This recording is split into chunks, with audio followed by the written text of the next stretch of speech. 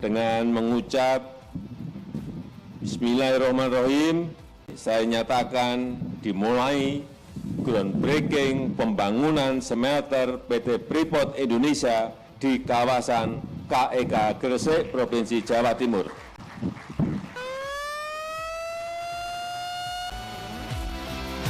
Jadi proyek ini adalah pembangunan smelter tembaga di Indonesia dengan kapasitas total 1,7 juta ton konsentrat tembaga yang diproses per tahunnya.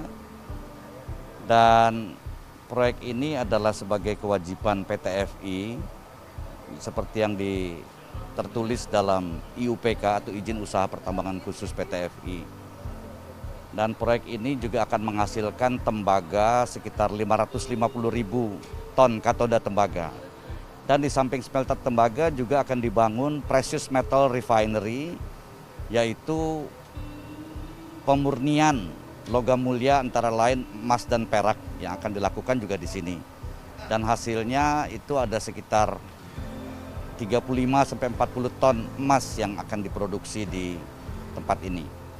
Dan kami harapkan dalam 5 tahun ke depan kami dapat menyerap investasi sekitar 7 miliar US dollar dan menyerap tenaga kerja 40.000 tenaga kerja.